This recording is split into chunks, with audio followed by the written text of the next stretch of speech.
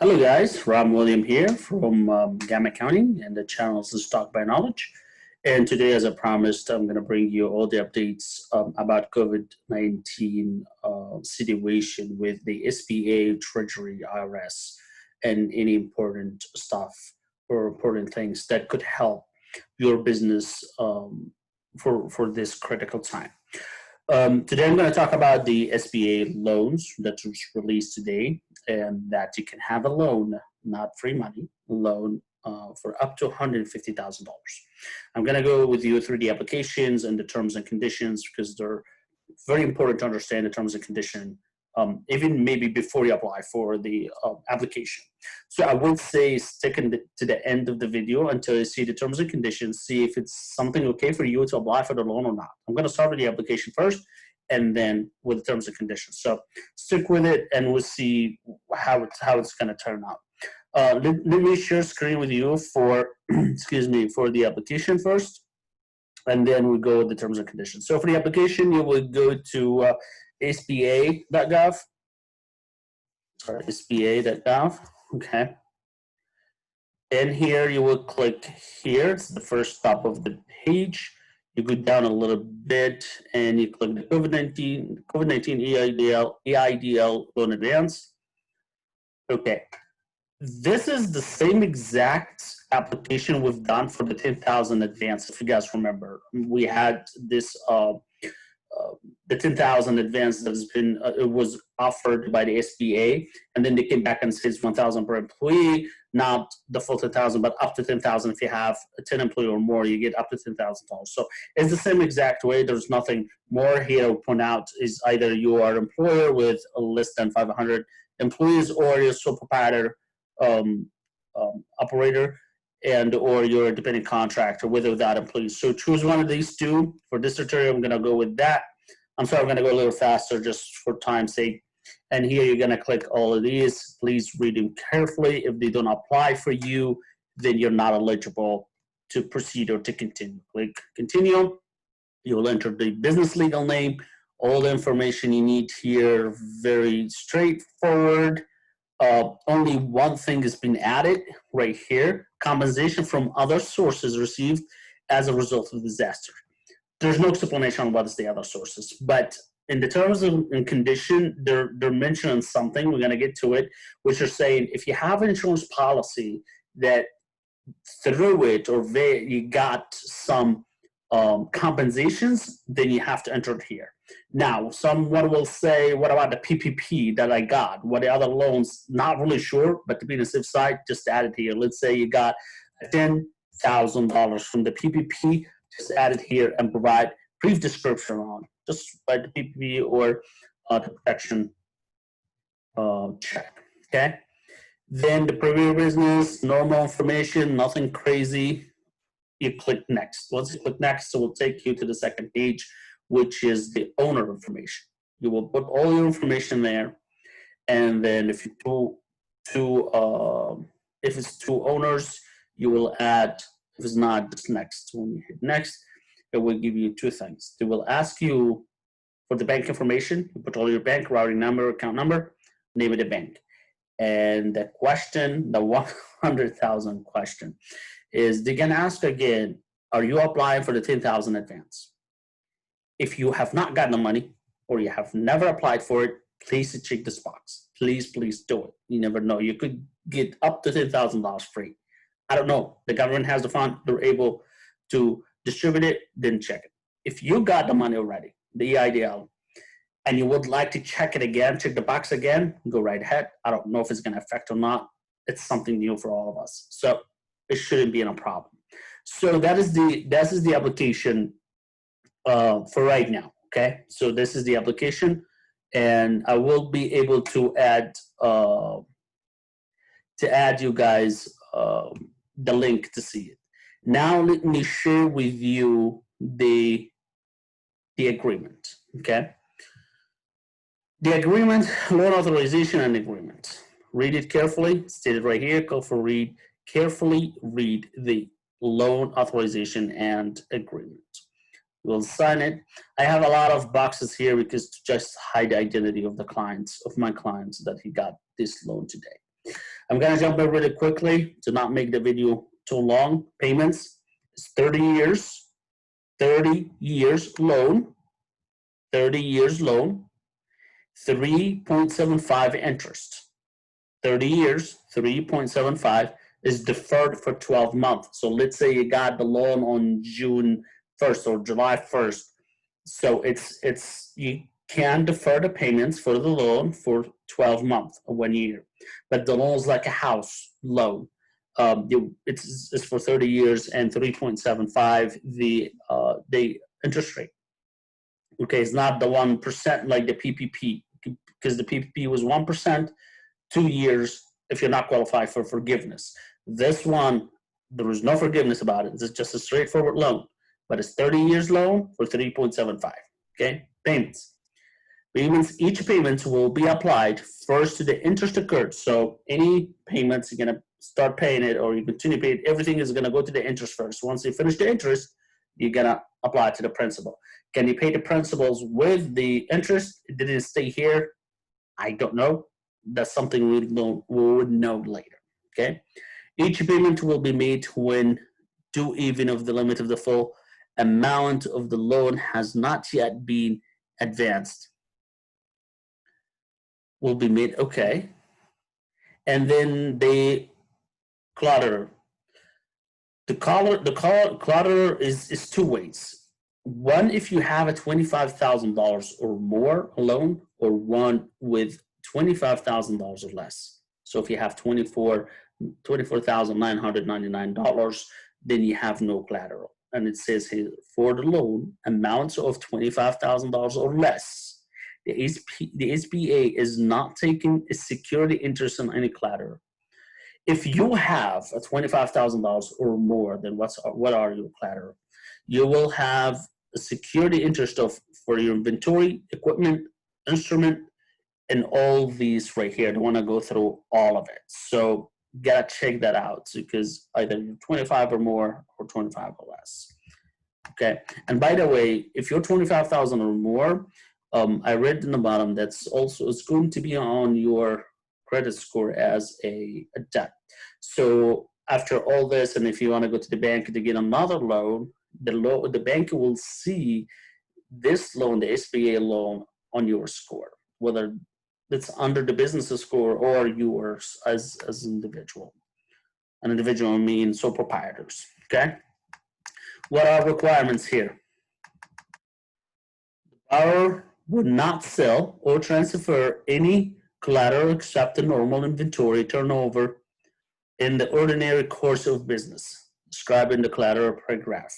So you cannot sell any of your inventory or equipments that the collateral happen at the time, or the security of the collateral happen from the SBA at the time giving you the loan. You cannot sell these without written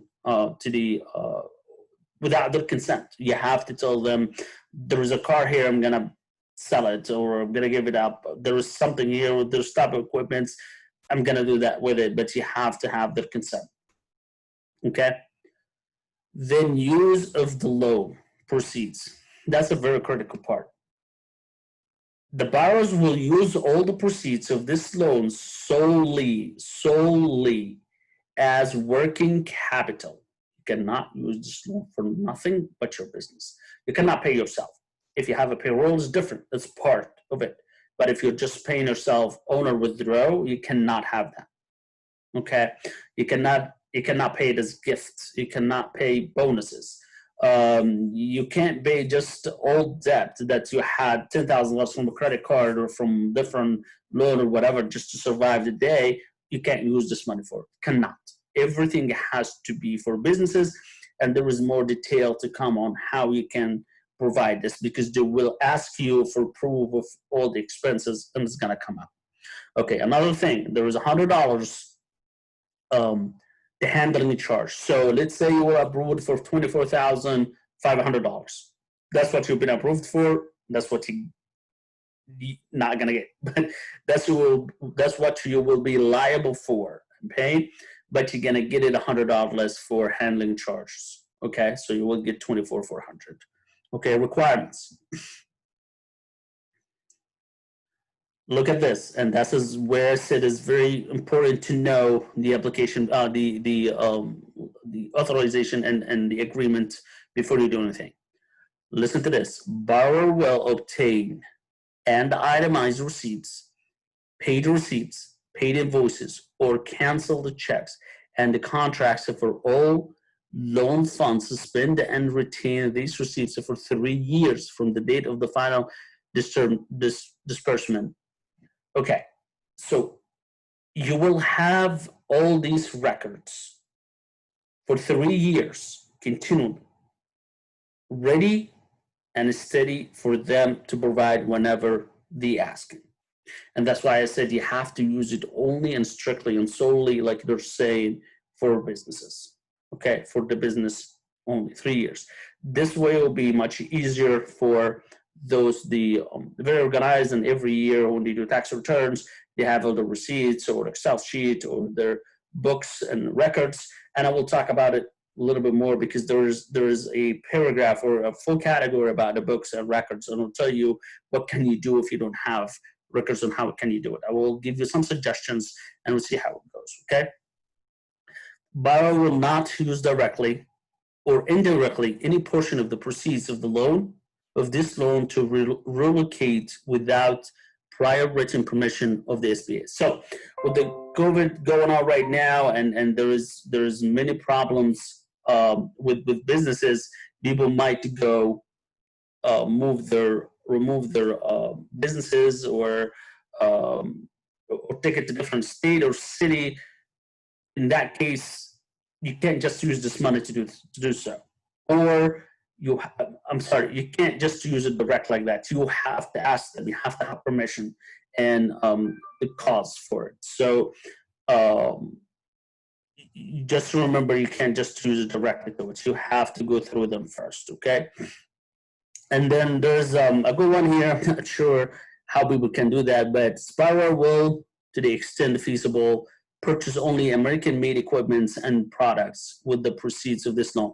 So basically, they're saying is if the loan is a taxpayer money, then reasonably you use American products or American made products, equipments, or other products.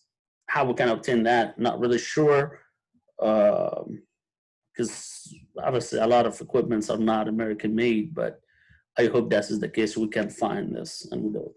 Okay. Here, if you need the increase of the loan, you need to read these paragraphs and how you can have it. Then deadline, you have 60 days. If you don't sign the loan after 60 days, it says borrower will sign and return the loan closing documents to the SBA within 2 months of the date of this loan authorization and agreements by notifying the borrowers in writing. SBA may cancel this loan if the borrowers fail to meet this requirement. So if you fail to sign the documents within 2 months, the loan will be canceled. So be aware your deadline is 60 days. Okay. Compensation from other sources. This is the one I'm answering about the question I told you guys what to put there. So they're saying eligibility for this disaster loan is limited to disaster losses that are not compensated by other sources. So if you have a policy that somehow covers this COVID-19 time, then you are not eligible to have this loan. If you have other losses that is not covered under this particular policy, then you are covered. How you calculate this, how you know that, that's something that come from what you have versus what they're saying. So other sources include, but are not limited to, proceeds from policies of insurance or other indemnifications, grant or other reimbursements, including loans from government agencies or private organizations. So that's probably an answer that you will have to put the PPP loan here, because it says from government agencies, and the PPP is coming from SBA, which is a government agencies, so, or private organization, or any other loans. So I think, yes, so the question you will face in the application that's in other sources that we talked about, you will put the PPP or other sources on there, okay? Then we're coming down to some more explanation on what you need to do. I don't want to read everything here, just whatever occurred to me that I need to look at. Um, I just highlighted for you guys. Now this is a good one. Duty to maintain hazard insurance. So if you have a $25,000 or more loan, after 12 months, you will be asked to provide a hazard insurance policy that is active for that 12 months. So every year you have to renew your hazard insurance. If you don't have it and you got the loan today, you better activate this hazard insurance or purchase it as soon as you can. Okay, if your loan is 25,000 or more, this is what they're asking. Read that again. Okay, books or records, and this is what I told you earlier that I want to talk about a little bit. Most business owners, most, not all of them, I don't want to give percentage, so I don't want to be in the bad or good side. Most of the business owners, they have books. They maintain it through QuickBooks, Zeros, Wave, any other account systems. This is the most, or the majority. There is a small portion right now is they're still using Excel sheets and keep a record. For those who don't use it, you gotta find a way. I don't know how you purchase these account systems, fine. You'll learn how to do it with Excel, is fine. And in Excel, I want to just suggest you don't have to be professional. You don't have to be an expert. Just open the Excel, write the date, the item, the amount, and just a phrase, a word, or a sentence there to remind you what this charge was for, what that charge was for. Okay, so date, item, amount for Excel sheets. For those who don't want to use Excel sheets, they don't have patience for it, or those they don't want to use accounting systems, or they see their business is not that strong, do as follow. If you get the loan already in a business account, so the loan dumped in that bank account and is under the business, not under your name, under the business, then perfect. Use the card of that bank, a debit card, and checks to purchase all your business expenses. And at the end of the month, you will have the statements showing everything. Or you can open a credit card under the business name, still the business name. So bank, business bank, and a credit card under the business name. Purchase all your stuff by the credit card, and then have the money from the bank transferred to pay off the credit card, and so on. So at the end of the month, you will have two statements, one from the bank and one from the credit card. The credit card will show all the expenses that you spend, and the bank will show all the transfer to the credit card, and then it must reconcile to zero. You spend $1,000, you paid $1,000. Perfect. Okay. For those that don't want to use any books or Excel sheets, you gotta find a way to keep these records. You gotta find a way to provide them. So these are the 2-3 ways: Excel sheets, records through the statements, or accounting systems. For this loan agreements here, you should consult with your lawyer or accountant if you cannot wrap up your head about everything. Okay, if you cannot wrap up here, just please find a way to understand it very well. And I suggest to go through that before you actually submit or sign or start getting the money. Okay, I think once you finish the application, 2-3 weeks, they will send you an email to create an account. You create an account, and you go on there. They will tell you the amount exactly, how much you were approved for, and then on the side you will have verify the bank account information, verify such a driver's license or so, and then you will see the terms and condition, read them before you hit start. You hit start, and once you hit start, that means the money will come to the bank. Okay. The rest is, like I said, limitation on the distribution of the assets and equal opportunities. All that very, very important to understand. I don't want to make the video super long, but these are the things occurred to me when I read this 14 pages. And I think the first 5-6 pages are the most important, but it doesn't make the rest less. It might apply to your type of business or type of personality than what it applies to me. in the majority of people. So please read them, go through the application, and I will put a link for the exact way of the application that I've done it before. I just don't want to make the video too long. Please leave me any questions, or if you have any concerns or comments, I would love to see them and answer them. And again, after all these COVID-19 things and goes down a little bit and things become better and there is no more updates from all these agencies, as I promised before, I will definitely start post about business structures, S corp versus C corp, partnership, sole proprietor, LLC, single members. What's the liability part on this? What is the tax benefit on that? I will talk to you guys about a lot, and I will help the best I can to make you understand how to operate the business tax-wise, operation-wise, accounting and liability-wise, the best I can. Let me know if you have any questions. You guys, thank you so much for watching this, and have a great day.